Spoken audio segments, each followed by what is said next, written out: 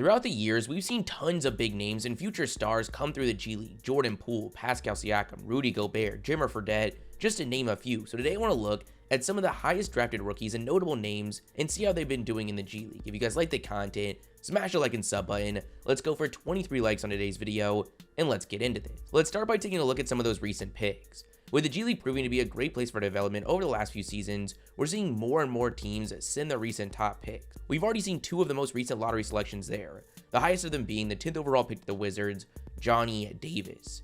After a breakout sophomore season at Wisconsin, most had pretty high expectations, but at this point, it's been a struggle to say the least. It wasn't great for him in the Summer League, and then to start the season, he wasn't even in the rotation, and now we're seeing him in the G League. His time there has been okay. Not necessarily what we expect or even usually see from top picks, but okay.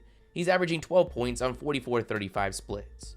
Then there's Ochai Agbaji, selected by the Cavaliers with the 14th pick, but later traded to the Jazz. It was extremely surprising to see him out of the rotation to begin this season. He was one of the more ready-to-compete prospects in this class, and most expected the Jazz to be fighting for Wembanyama this season. Going to the G League, I thought he would dominate, but that's not quite what we've seen so far.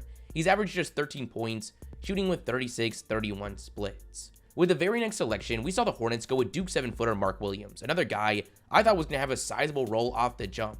It was extremely clear the Hornets were going after the center position leading up to the draft, and they were able to walk away with their guy, but at this point, he's seen just 12 minutes of NBA playing time. Now, based on what we're seeing from him in the G League, I wouldn't be surprised to see that role change very, very soon. He's averaging 22 points, 12 rebounds, and 2 blocks. Today's video is sponsored by PrizePicks, a sports pick'em platform legal in over 30 US states. By picking more or less on certain player stats, you can now win up to 25 times your entry. I've been placing entries in tons of different sports recently: basketball, football, even the World Cup. For today's entry, I want to keep it simple. I'm going Markelle Fultz points. He only needs 12, and after seeing him go off for 20 a couple days ago, just a few games into his return, I'm feeling confident. I've got to go Anthony Davis points with the crazy run he's been on lately. Then I'm going Luka points. Every time I see it, I've just got to put it in. Then my last selection is actually a free square promo they have going on, where Justin Herbert only needs a single passing yard. So pretty much, if these 3 NBA squares happen tonight, my $25 entry becomes $250. If you guys want to play along or make your own entry, we also have another promo for you guys, where they're going to give you a deposit match up to $100 if you guys make an account with the link in the description and use code JimmerRange. Thank you PrizePicks for sponsoring today's video. Some other first rounders that we've seen out there include the 18th overall pick by the Bulls, Dalen Terry, who's averaging 14 points, 7 rebounds, and 5 assists. The 26th overall pick, Wendell Moore, who eventually made his way to the Timberwolves, has been really impressive so far. He's averaging 18, 5, and 4, shooting 52% from the field and 47% from 3. Someone that hasn't been nearly as impressive is the 28th overall pick to the Warriors, Patrick Baldwin Jr. Some people were super excited to see what he could do this season, but right now in the G League, he's averaging just 9 points, shooting 36% from the field and 23% from 3. Then there's Ty Washington, a player many were surprised to see fall all the way to the 29th pick in the hands of the Rockets. So far, he's been great. Well, with any of these guys, great for the G League. He's averaging 20 points on 47-37 splits.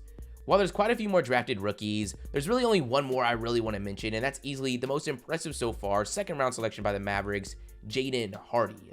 The former top 3 ranked high school prospect, a guy that a year ago almost everyone was projecting to be a top 5 selection in the draft. Now what's so interesting about Hardy is this is actually his second season in the G League, so we actually have stats to compare to. Instead of going the college route, Hardy decided to take the newly popular route that's produced top picks like Jalen Green and Jonathan Kuminga and go straight to the G League. Fresh off the success of Jalen Green, everyone was expecting a similar story, but Hardy failed to come close to those expectations. He averaged 18, 5, and 3, which on paper looks great, but he shot just 35% from the field and 27% from 3. Extremely concerning for a prospect that's real only draw was what he could be as a scorer. Now, while it was disappointing and it was impossible to justify him still being a top pick in the draft, I thought the Mavericks were getting great value in the second round, something that definitely looks to be the case. He's averaging an insane 29 points, 4 rebounds, and 4 assists, shooting 55% from the field and 48% from 3 on 9 attempts a game. G League or not, that's impressive, and it has to be exciting considering what team he was drafted to. At this point, the tape doesn't lie, and he's just 20 years old. I think we're going to be hearing his name a lot more very, very soon. Another rookie that's been tearing up the G League didn't even get drafted, and that's Kenneth Lofton of the Grizzlies. After 2 really impressive years at Louisiana Tech, the 6'6", 280-pound big landed an undrafted free agent deal with the Grizzlies. During the Summer League, he put the league on notice with his combination of strength and skill beyond the perimeter. The dominance carried over to the G League, as he's averaging 26 points and 9 rebounds, shooting 55% from the field.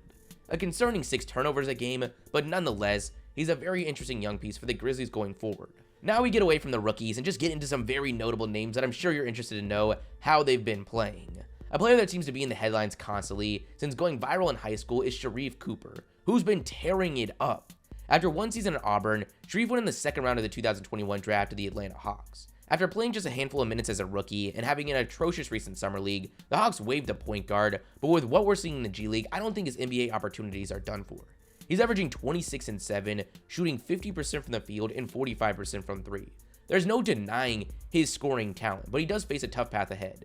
With his flaws outside of scoring, he's gonna have to score and score efficiently in his next NBA opportunity, something that's gonna be hard for him in a limited role. Then there's LiAngelo Ball, who has to have one of the most closely followed careers for someone that's never played a single minute of college or NBA basketball.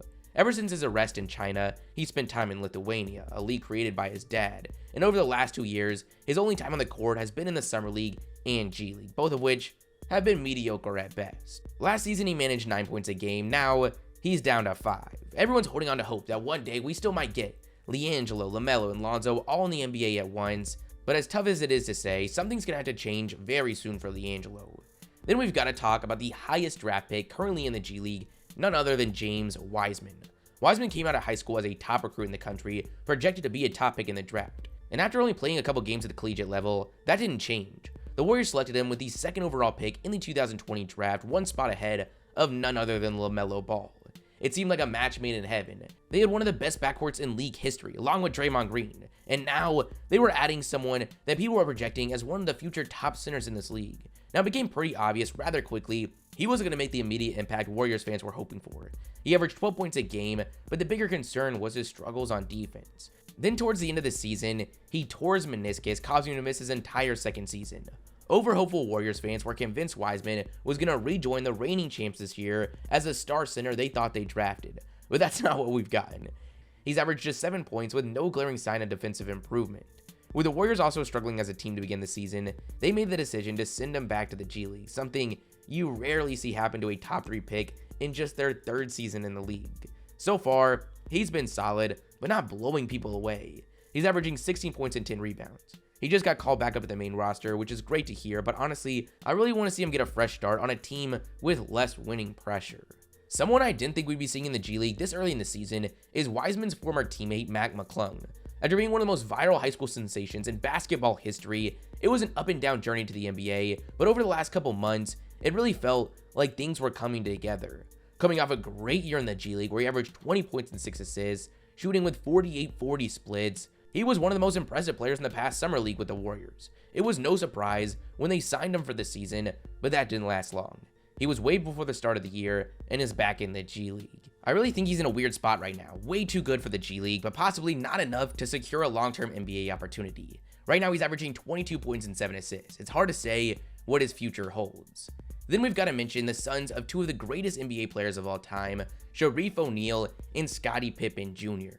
After the extremely surprising decision from Shareef to declare for the draft, he ended up going undrafted but joined the Lakers Summer League team. It wasn't all that impressive, not a huge surprise considering we never got to see much from him in college for several different reasons. Now in the G League, he's averaging just 5 points and 2 rebounds. I really think he should have waited to go pro, but I do hope things start to trend in the right direction soon. Scottie Pippen Jr. was in a much different position. He put together a really solid career. He still ended up going undrafted, but it was a foregone conclusion he was going to get a chance. He had a really solid summer league with the Lakers and is now tearing up the G League, averaging 24 points and 5 assists a game. Then to wrap it up, I just want to mention a couple guys that have just been tearing up the G League and we should keep our eye on. Luka Garza is leading the entire G League in scoring, averaging 30 points and 9 rebounds on ridiculous 63-50 splits. I firmly believe he's got the chance to do something in the league sooner rather than later. Then there's Gabe York, someone I completely forgot about. Now this is definitely more like a Jimmer Fredette scenario compared to like what Luka Garza is dealing with. Sure, he's tearing it up, but I don't think he's got much more NBA opportunity left. He's 29 years old and he's averaging 28 points on 50-40 splits. No doubt impressive, but again, it's hard when you go to the G League that late into your career. But that's the video, guys. You guys tell me your thoughts in the comments below. If you liked the video, smash the like and sub button, and I'll catch you guys next time. Peace.